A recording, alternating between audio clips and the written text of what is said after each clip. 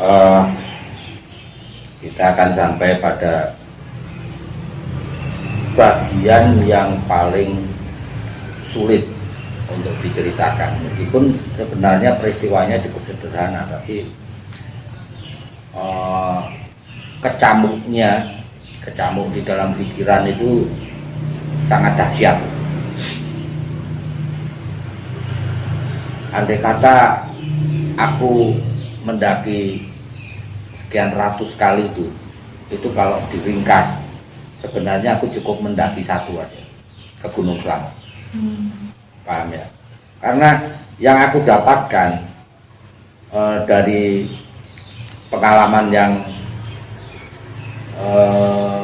ku alami dalam ratusan pendakian itu tetap belum ada apa-apanya dibandingkan dengan peristiwa musibah Gunung Slamet. Nah, di Gunung Slamet sendiri banyak kejadian yang luar biasa, yang tragis, yang misteri. Tetapi kalau diringkas lagi dari melihat cungkup, tersesat, melihat Iqbal tertusuk kacamatanya sendiri, sampai Iqbal meninggal, ketemu harimau dan sebagainya, itu ketemu gagah tapi anaknya jadi hilang kemana lagi nggak tahu, itu masih kalah dengan satu peristiwa ini yang hendak aku ceritakan. Karena kalau keputusanku beda, mungkin kita nggak pernah ketemu gitu. Jadi kondisi aku, mungkin juga kondisi kami bertiga, sejak awal ketika dari melihat cungkup di Samarantu itu, kemudian tersesat sampai di puncak, tersesat, kemudian terkena oyot mimang itu yang muter-muter itu, sampai kemudian Iqbal terjatuh, kemudian Iqbal juga mengalami halusinasi atau apapun itu. Jadi intinya adalah dia melihat sesuatu yang aku nggak lihat. Kalau di Samarantu kan aku melihat, mereka nggak lihat. Nah, kemudian kalau soal harimau loreng kan aku dan Iqbal sama-sama lihat. Tetapi yang sendiri kayak melihat macan hitam, melihat ritual mereka, itu kan nggak bisa dipastikan lagi. Ini sebenarnya halusinasi apa beneran. Tapi bahkan tim SAR pun menemukan kotoran macan kumbang yang memakan monyet. Jadi sempat diperdebatkan, diperiksa juga di rumah sakit, di forensik, tulang di antara kotoran itu tulang apa. Itu aku di rumah sakit waktu itu sudah stres. Waduh, salah aku tinggalkan jenazah temanku, kemudian dimakan harimau. Nah, ternyata itu tulang monyet gitu.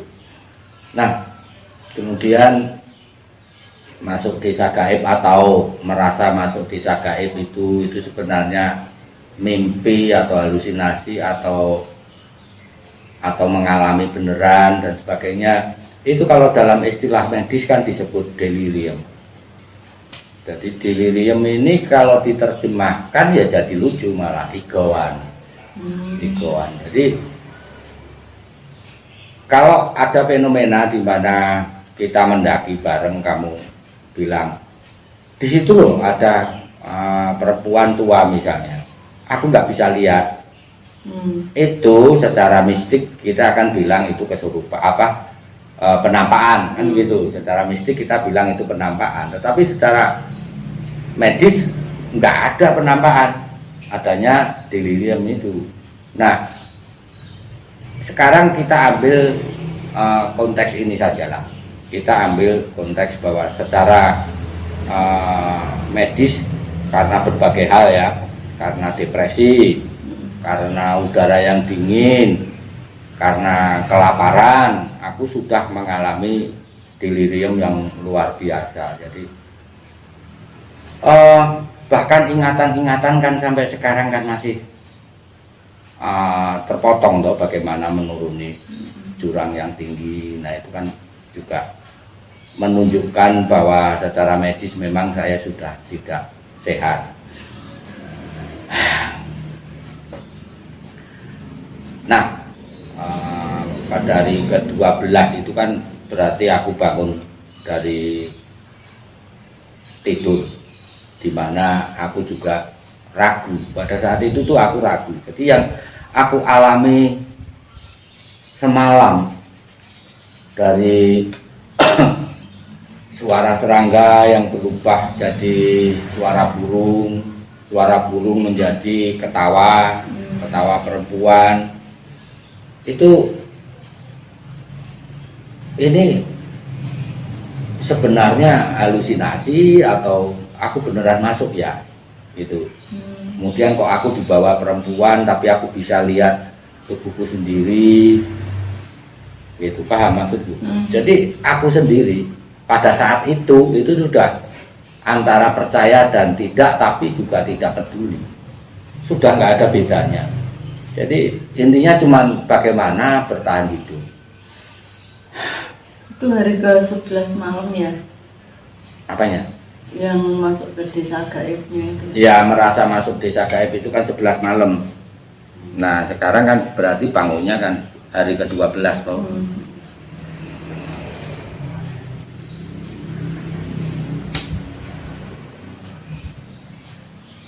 Di hari ke-12 aku lanjutkan perjalanan dengan terseok-seok karena kaki kan mulai bengkak ya. Jadi pincang itu lebih parah. Jadi setiap langkah itu rasanya ngilu sekali.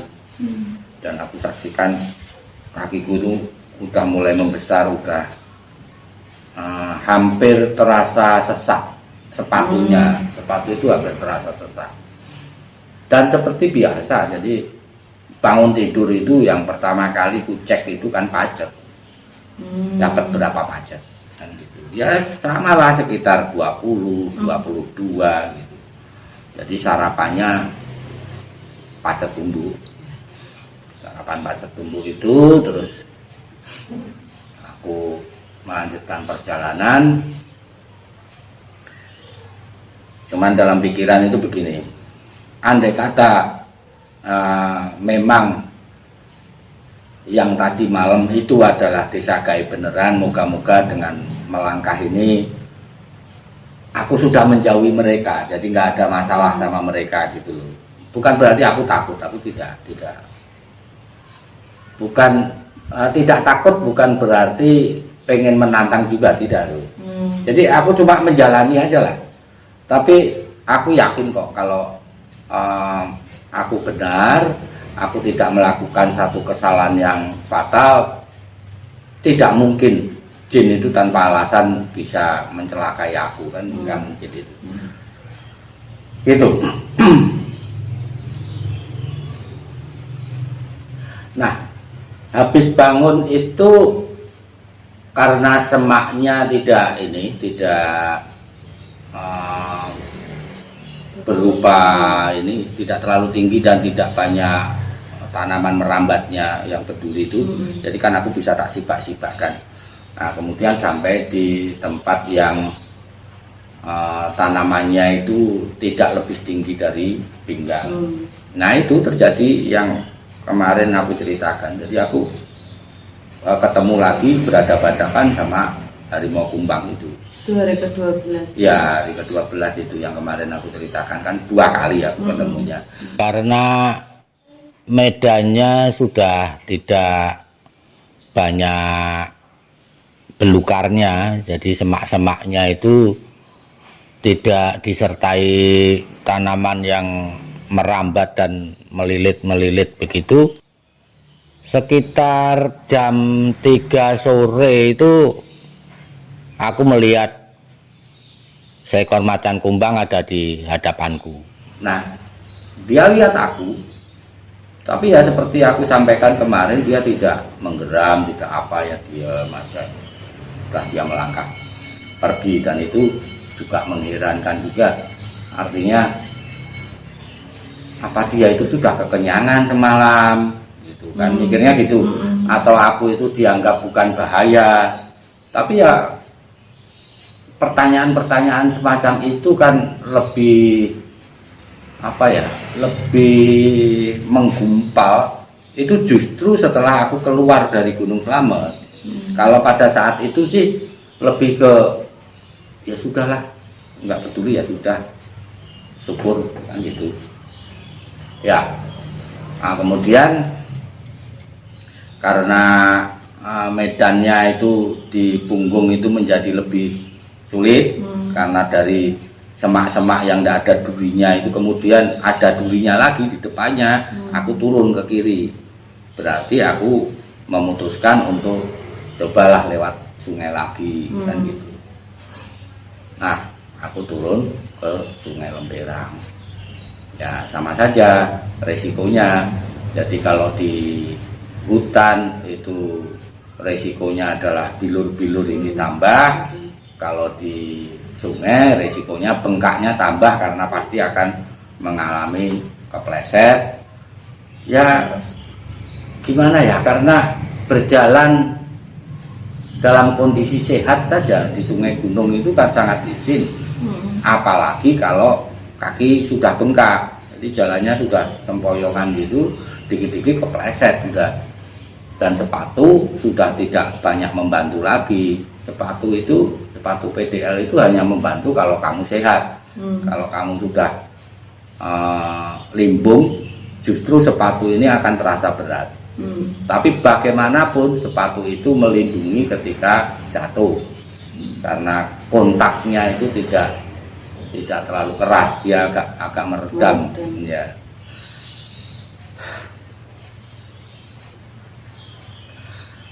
Ya setelah beberapa kali kepleset dan terjatuh lagi, aku sampai di sebuah jurang yang tinggi juga. Kemungkinan besar ini jurang yang kelihatan dari Desa Limpak Tebu. Kan Pak Cari ya, mantan Cari itu ya, yang menunjukkan itu anunya apa, jurangnya ya, dengan itu kelihatan itu mungkin sekali itu. Jadi itu kan hutan, terus ada bagian tanah yang kecoklatan itu, kayaknya itu deh gitu. Karena kira-kira ketinggiannya ya tinggal 1/5 atau ya sekitar 1/5 dari ketinggian Gunung Slamet itu. Nanti situ Gunung Slamet itu indah, juga gunung-gunung yang aku daki sebelumnya. Tapi pada saat itu aku melihat apa yang kulihat di bawah itu. Jadi aku kan di atasnya air terjun. Belum pernah aku melihat keindahan seperti itu. Jadi air terjunnya ya tinggi sekali. Di bawah itu hutan itu kayak permadani. Terus ini airnya pas ada kan, pas ada airnya, dan itu ada pelanginya. Jadi aku di atas pelangi. Di pelangi itu di bawahku, itu kelihatan sekali.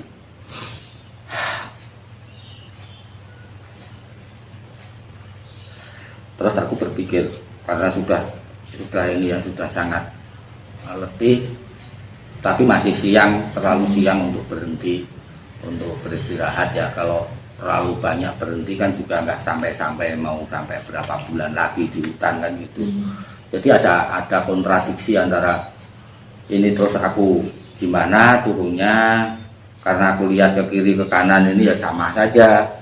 Jadi ini jurangnya ini panjang. Nah kalau aku melambung nanti akan melambung terlalu jauh, ya, baik ke kiri atau ke kanan, berarti perjalanan ini bisa tambah berhari-hari lagi. Itu pun kalau masih berhasil hidup. Karena apa? Karena makin lemes, makin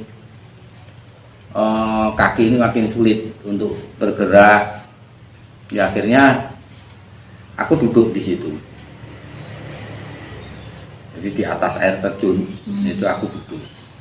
Ya sama kira-kira dengan Gagah yang dalam keadaan depresinya duduk di batu di atas jurang itu, cuman bedanya ketinggiannya beda.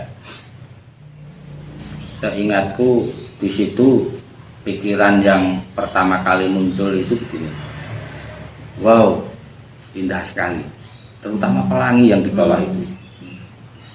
Lalu timbul dorongan untuk melompat. Dan ini aneh gitu. Karena apa? Karena ide untuk mengakhiri hidup, aku tahu betul itu aku nggak akan pernah punya. Ide bunuh diri itu sejak kecil aku anggap sebagai satu pikiran yang sesat. Meskipun pada saat itu aku sudah katakan kan, aku sudah jadi ateis, aku sudah nggak peduli lah sama Tuhan. Tapi tetap saja bunuh diri itu bagiku nonsen, tidak masuk akal. Bukan karena dosa gitu loh, tetapi itu menunjukkan sebuah kepengejutan gitu. Jadi gini, kalau orang yang berani mati kan banyak. Tentara-tentara itu kalau perang juga berani mati kan. Jangankan tentara, remaja yang pada tawuran itu loh, itu berani mati. Apakah itu yang disebut pemberani? Nah, sebaliknya, orang yang tetap berani hidup dalam keadaan yang sangat sulit, tapi dia tetap putuskan, saya tetap hidup, menurutku itu pemberani. Gitu. Jadi ide untuk melompat ini kan jadi aneh dulu. Kok aku bisa mikir tentang bunuh diri ya? Jadi kayak gini gitu ya.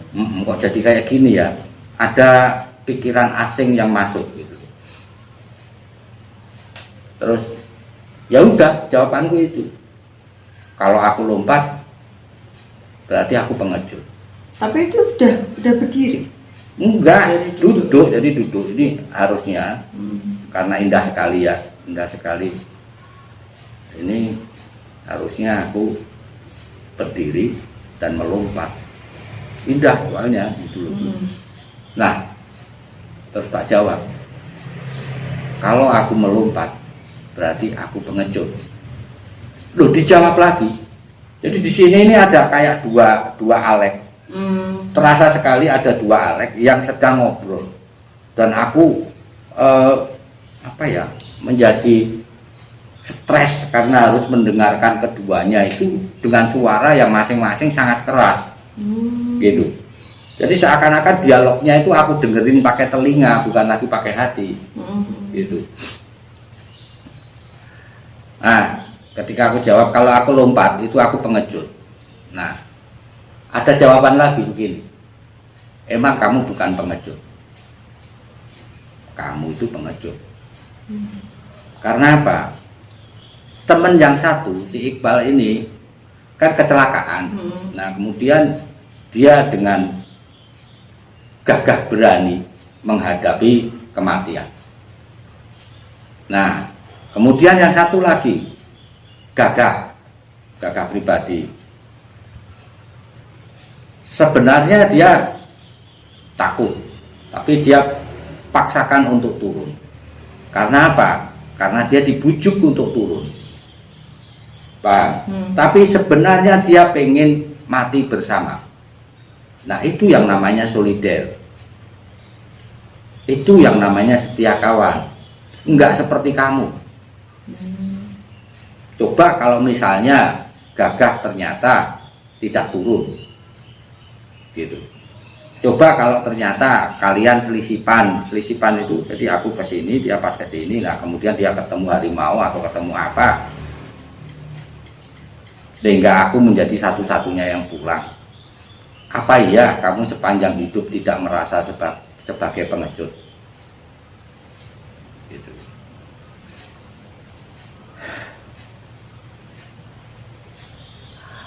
Dan aku jawab lagi, kalau aku terpeleset, jatuh, sama seperti Iqbal, saya akan hadapi kematian. Andai kata kemarin aku diterkam harimau, aku juga akan hadapi kematian. Sudah pasti aku mati. Mungkin bedanya hanya ketika aku masih bisa bernafas, masih bisa bergerak, aku tetap akan berusaha melawan. Meskipun pikiranku tahu itu tetap berakhir dengan mati. Tapi kan ini beda. Menyerah itu beda dengan tetap melakukan sesuatu gitu loh, sampai memang benar-benar tidak mampu. Dijawab lagi. Oh iya. Jadi panjang sekali itu. Terus nanti kamu gimana? Sanggup kamu ngomong sama keluarganya, teman-teman? Kamu mau ngomong apa sama emak? Emak itu ibunya. Bahkan kami dekat juga. Terus kamu mau ngomong apa? Kamu mau terangkan gimana? Kenapa kamu tidak bisa membawa Iqbal turun? Atau katakanlah, kenapa kamu tidak bisa membawa jenazahnya turun? Nah, kemudian beban ini apa tidak kamu pikul sepanjang hidup? Bandingkan dengan hanya berdiri, melompat, itu hanya butuh 3 detik. Oh gitu. Iya.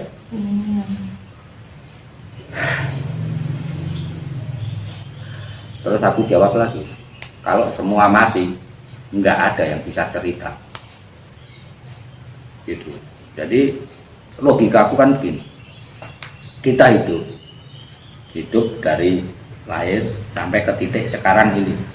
Nah, kalau kita tutup begitu saja tanpa ada orang yang melihat, mereka akan membuat kesimpulan-kesimpulan. Dan hidup kita itu dijustifikasi gitu loh. Misalnya begini, aku hidup sampai titik ini itu adalah pemabuk. Nah, kemudian ketika aku meninggal ini orang nggak pada tahu, maka orang akan bilang Alek mati sebagai pemabuk. Jangan-jangan dia kelebihan minuman keras, kan begitu. Tapi misalnya ketika detik sebelum meninggal itu atau sehari sebelum meninggal itu aku sudah berhenti minum dan aku bertobat misalnya, orang kan tidak tahu. Nah, dalam kasus ini bagaimana bisa orang tahu tentang siapa sih Iqbal, siapa sih Gagah kalau bukan aku yang cerita? Gitu. Aku jawab begitu. Dia jawab lagi. Tapi kamu kan mengambil peran yang paling menguntungkan dari antara 3 orang ini.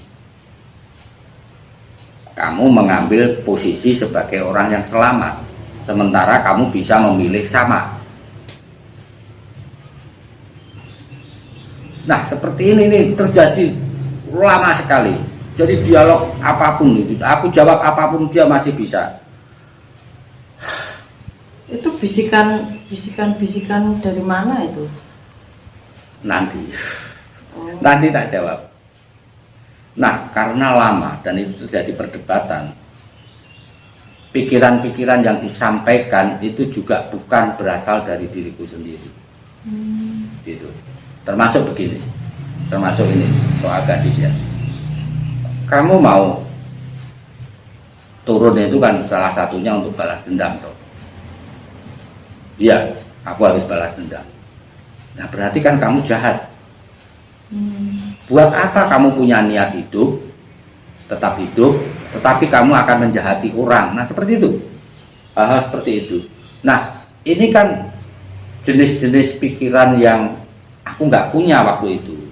Waktu itu aku berpikir bahwa satu-satunya cara bersimpati terhadap Iqbal dalam hal cinta, ya sudah, aku juga nggak usah memiliki dia, atau kalau saya miliki tak bikin sakit, itu loh. Konsep keadilan menurutku waktu itu nggak ada pikiran lain. Kok tiba-tiba bilang bahwa balas dendam itu jahat, itu paham ya? Nah, karena perdebatan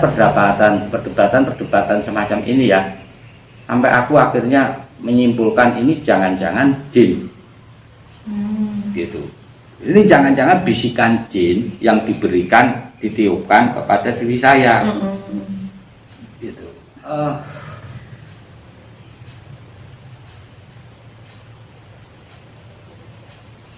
Tentu sakit ditinggalkan Iqbal ya, tapi lebih sakit lagi ketika aku harus dikuliti gitu. Dikuliti artinya terjadi pertentangan batin, entah yang satu batinnya siapa aku nggak tahu. Dan ini panjang sekali. Seingatku itu berjam-jam di situ aku, berjam-jam. Jadi dialognya kalau rinci aku nggak bisa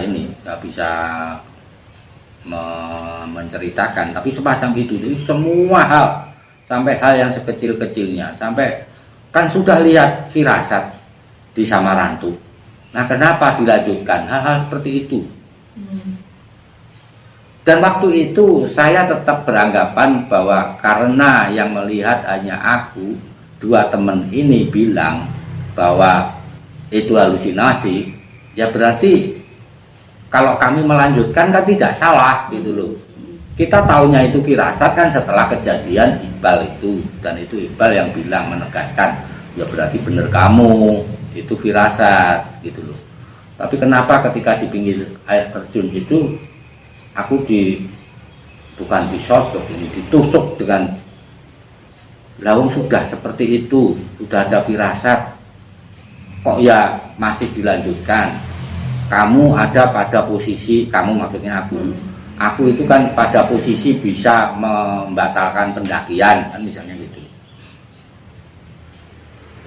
Nah ini kan tidak ada di dalam pikiran.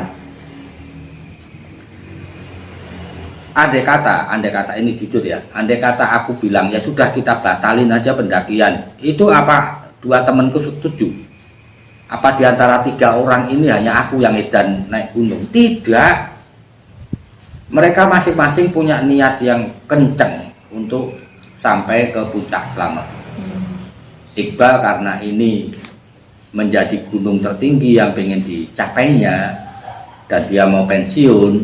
Gagah itu karena dia memang punya obsesi untuk menaiki gunung-gunung tertinggi di Indonesia. Jadi jangan-jangan aku malah diketawakan gitu loh. Kamu itu dijuluki setan gunung, sekarang kamu malah mau ngajak mundur kan gitu. Nah itu juga yang aku jawabkan gitu. Dan itu terus setiap aspek itu ditanyakan.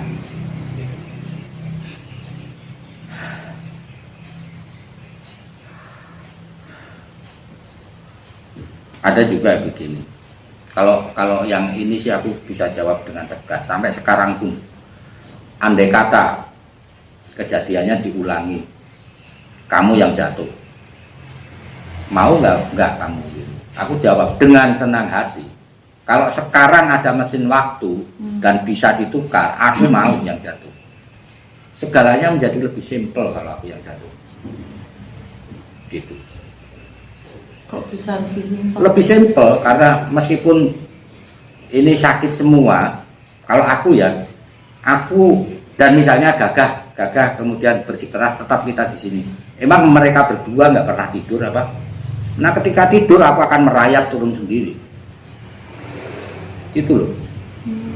Jadi aku bisa jawab kalau pertanyaan itu. Kalau ditukar kamu mau nggak? Wah itu pertanyaan gampang. Tapi yang susah kan sebenarnya turun itu pengecut atau enggak. Nah itu paling susah dan itu berjam-jam. Ketika aku ada di bawah itu sudah redup matahari dan aku sudah nggak punya power untuk melangkah lagi. Tapi aku ingat betul, jadi kalau detail pertanyaannya ya itu banyak sekali karena itu berjam-jam. Pertanyaan terakhirnya itu artinya setelah pertanyaan itu ku jawab, berhenti, nggak ada pertanyaan lagi. Itu karena begini. Bentar ya. Karena yang dipakai untuk menyerang itu kata-kataku sendiri.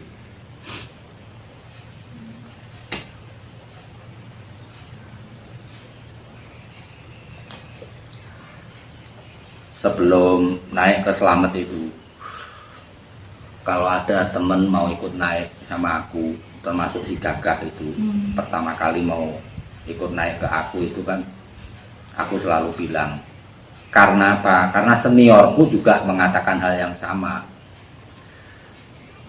Kamu tahu nggak, naik gunung, jadi hobi mendaki gunung itu berarti sama dengan teken kontrak mati. Artinya apapun resiko bisa terjadi ketika orang naik gunung. Itu kamu sadar nggak? Gitu loh. Nah, kan selalu begitu. Nah, itu dibalik. Dibalik menjadi begini. Kamu selalu bicara bahwa naik gunung itu berarti teken kontrak mati. Nah, sekarang ketika waktunya tiba, kenapa kamu ngeles? Kamu nak jadi aku mau jawab gimana itu? Intinya kan dikatakan munafik. Kamu munafik. Kamu ngomong naik gunung berarti siap untuk mati, teken kontrak mati. Sekarang ketika tiba saatnya kamu menghindar. Buktinya menghindar apa? Kamu turun. Tidak seperti kata Gagah, ayo mati di sini. Gitu. Padahal untuk mengakhiri gampang saja, berdirilah dan lompatlah, selesai semua urusan. Kan kamu juga sudah nggak percaya ada surga dan neraka, kamu sudah nggak peduli sama Tuhan, gitu loh intinya. Ya nek selama kita masih bisa berusaha untuk hidup, ya berusaha hidup lah. Nah, Hidup di atas kematian sahabat-sahabatmu.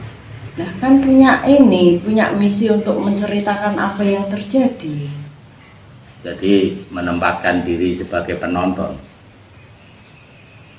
Iya susah juga. Iya. Aku tidak mengalaminya. Makanya aku berpikir 1000 kali untuk mengajakmu ke Gunung Slamet. Karena apa? Apapun bisa terjadi. Apapun. Dan meskipun kau berada di sampingku, pikiran-pikiran liar semacam ini dalam keadaan kepepet itu bisa muncul dan tiba-tiba kamu bisa memutuskan ya udah aku lompat gitu loh. Itu. Nah, waktu itu jawabanku begini. Ya, aku sudah tanda tangan kontrak mati. Tapi aku lupa mencantumkan tanggalnya. Iya, bener, itu jawabanku. Terus berhenti. Oh gitu. Iya, artinya aku siap mati. Udah tanda tangan aku. Tapi di situ aku nggak mencantumkan tanggalnya. Kan tanggalnya bukan milik saya. Itu loh. Tanggalnya itu kan miliknya Tuhan. Intinya gitu. Kok bisa kayak gitu kan? Heran aku. Ya karena sudah kehabisan kesabaran, kehabisan alasan, jadi mau jawab apapun dikejar. Akhirnya saya bilang begitu. Oke, aku siap. Enggak gitu, maksudnya tuh aku aja tidak sampai berpikir seperti itu gitu. Nah, kan loh. bukan dia yang menentukan. Itu kan tidak ada kop stempelnya si Anu, kan bukan. Luar biasa. Itu kan kontrak dengan diriku sendiri kan. Dan di situ memang tidak ada tanggalnya toh. Aku siap mati kapanpun, tidak tanggal sekian. Gitu. Luar biasa. Bisa menjawab seperti itu. Ya, setelah suara-suara itu pergi, perdebatan itu sudah nggak ada. Ya kembalilah aku pada situasi ini, bagaimana ini cara turunnya, mau melambung ke kiri itu ya jauh, itu berarti andai kata loh ya, ini andai kata pas di bawah karena sudah ada desa, ini harus melambung begini, ini berarti bisa tambah lagi, bisa saja sampai ke desa yang berbeda karena tinggi gitu, ke kanan juga sama. Tapi itu udah kelihatan belum desa dari situ? Belum kelihatan karena tertutup hutan itu loh. Dan pada waktu itu lebih sering kalau siang itu kabut, jadi pandangan itu ya nggak se ekstrim waktu di puncak, tapi untuk melihat desa itu susah gitu. Jadi sampai hari terakhir aku tidak pernah bisa melihat desa dari Gunung Slamet. Berbentuk rumah loh ya, tapi kalau berbentuk lampu itu waktu jauh hari sebelumnya kan sudah lihat waktu habis terkena oyot mimang itu.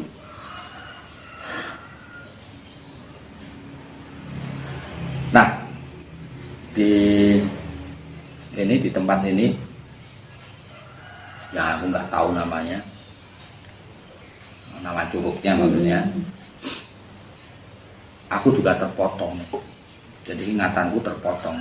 Tapi yang jelas aku masih ingat, aku tidak memutuskan ke kiri atau ke kanan karena ini akan menjadi melambung terlalu jauh. Jadi yang ada dalam pikiran adalah seharusnya aku turun ke sana. Jarak air terjun yang tinggi ini justru akan mengurangi secara signifikan ketinggiannya kan, berarti jaraknya kan makin banyak berkurang kan, beda kalau medannya landai kan begitu. Dan aku terlupa, tidak bisa ingat bagaimana aku menuruni itu. Ini juga menimbulkan persoalan di kantor polisi ketika harus interogasi. Interogasi itu diadakan dari pagi sampai sore. Padahal pertanyaannya itu hanya 11. Pertanyaan 11 itu loh. Jadi setiap pertanyaan itu nggak bisa langsung dijawab, enggak. Suruh mikir dulu. Nah, salah satu yang lama sekali itu harus mikir ini. Karena apa? Bagaimana cara turunnya? Iya, karena tim SAR itu menemukan jejak sepatuku gitu loh. Jadi caranya polisi ya aku nggak tahu sih, tapi yang aku nggak tahu artinya ini sebenarnya sebuah kemanusiaan, membiarkan orang yang depresi itu berpikir dulu atau sebenarnya siksaan. Paham maksudnya? Supaya kalau bohong itu ngaku, ya kan? Jadi kalau mungkin orang kan jadi berpikir ya sudahlah aku bohong aja lah. Kalau kondisiku kan nggak bisa bohong. Paham maksudnya? Jejak ditemukan, tapi aku nggak inget terus aku ngomong gimana? Masa aku mau ngomong, ya aku memang punya ilmu seperti itu, ya nggak mungkin, karena memang nggak ada gitu loh. Jadi aku ingat aku sudah di bawah, dan waktu di bawah itu karena apa ya, excited, karena sangat senang, sangat puas bahwa akhirnya aku sampai di bawah itu. Aku melihat air terjunnya sama dengan waktu di Curug Minger itu. Akhirnya aku bisa nurunin kamu. Tapi yang kedua ini enggak. Karena apa? Karena di atas sana itu aku sudah sempat mau terbang. Gitu. Jadi di bawah itu aku ngumpat-ngumpat. Gitu. Jadi aku nunjuk-nunjuk di tebing sambil mengumpat ya. Aku bisa melewati kamu. Gitu loh, sambil mengumpat. Tapi itu memang ini bisikan jin atau gimana? Nah, aku tadi kan ngomong, ya kalau menurut medis apa yang ku alami ini kan disebut delirium, ya, igauan atau apa, makanya ya susah juga. Karena waktu di atas itu juga itu disinggung. Apa yang kamu alami di sini ini, kalau kamu ceritakan, kamu bisa dianggap orang gila loh. Gitu. Apa kamu bisa hidup seperti itu? Dianggap ceritamu bohong dan sebagainya. Waktu itu kan aku nggak terbayang bahwa tim SAR akan menemukan harimau, bahwa apa-apa, nggak terbayang gitu loh. Kan kita nggak tahu apa yang bakal terjadi. Ngeri ya bisikannya ya.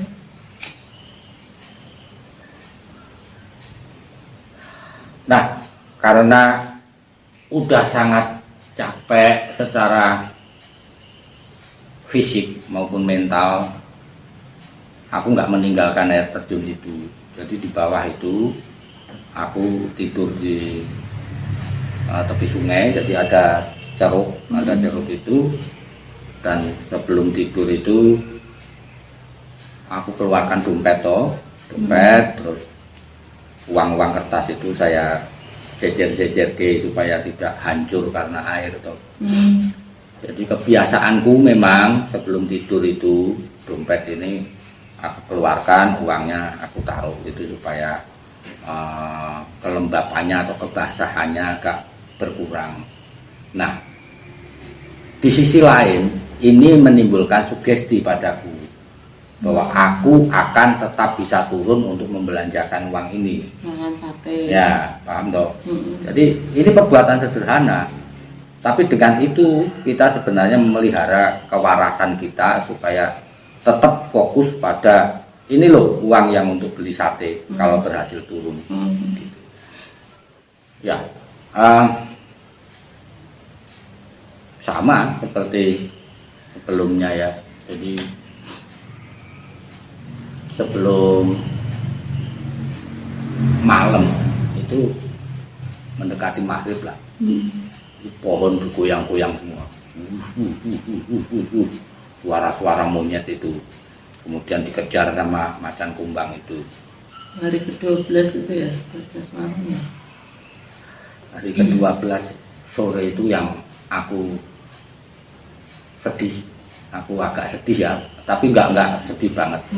Itu karena aku melihat ada mungkin monyet ini ketika menangkap dahan meleset atau apa dia jatuh dan jatuhnya ke sungai. Dia dalam keadaan mau langsung berdiri itu nggak bisa, mungkin dia cedera, nah itu terekam. Dan itu dekat. Jadi bagaimana aku melihat rahan si macan ini menggigit di tengkuknya monyet itu. Jadi cepat sekali. Jadi dia baru mau bangun sudah pas. Secepat kilat itu. Dan mereka sudah sama sekali nggak melirik aku. Kalau yang sebelumnya kan masih melihat, yang pas tanggal hari ke-12 sore itu sudah nggak peduli. Nah ini juga mungkin delirium juga, mungkin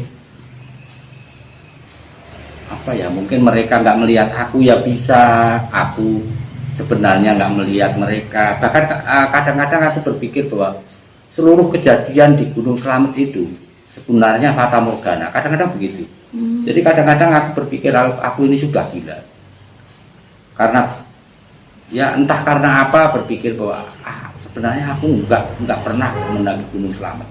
Tapi faktanya dua temanku itu hilang gitu. Karena apa? Karena saking banyaknya hal-hal yang tidak bisa aku jelaskan. Paham?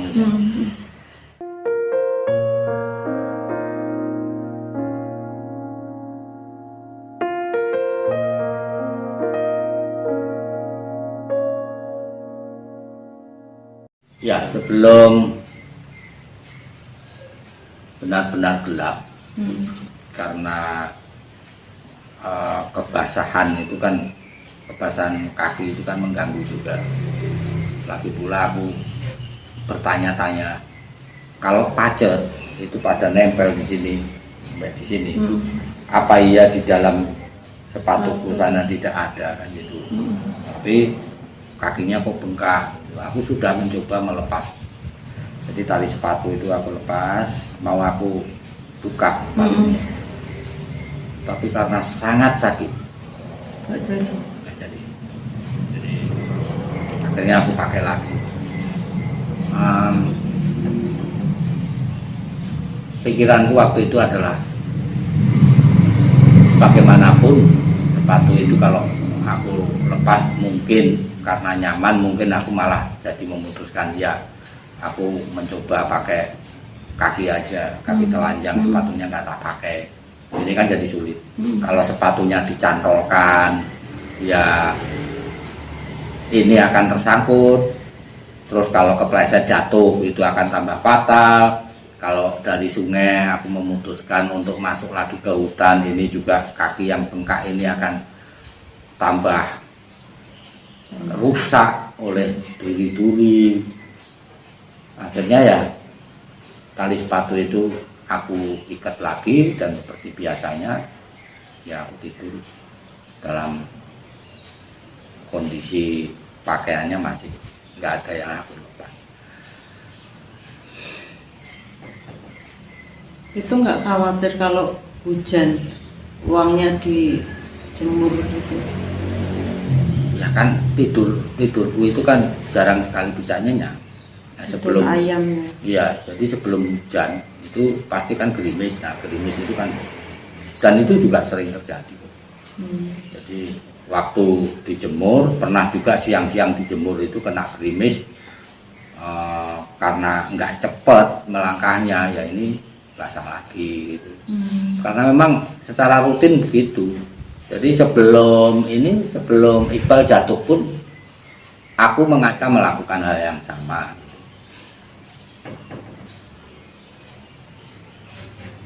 Pas musimnya juga musim Ya, hujan sih ya. musimnya musim hujan.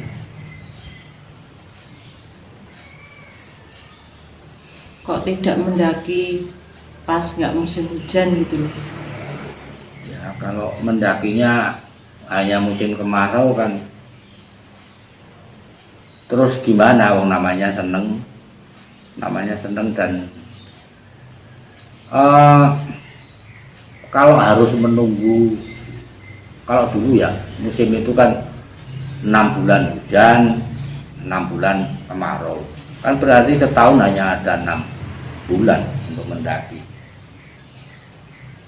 Yang aku mau tanyakan itu, kenapa memilih di bulan itu dan tanggal itu gitu loh, maksudnya kan karena apa gitu? Karena libur.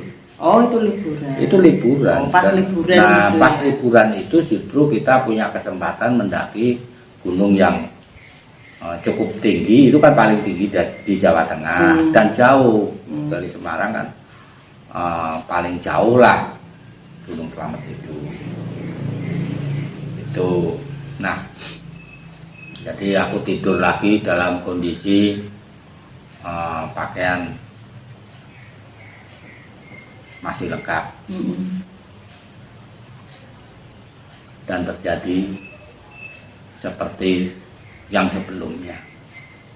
Jadi tadi kan aku bilang, aku sambil berjalan itu berpikir bahwa aku bisa menghindari dalam tanda petik desa gaib. Tapi ternyata tidak. Setelah berjalan sekian jauh, bahkan melewati jurang yang tinggi itu dengan cara entah, ternyata malam itu aku masih dibawa masuk ke sana.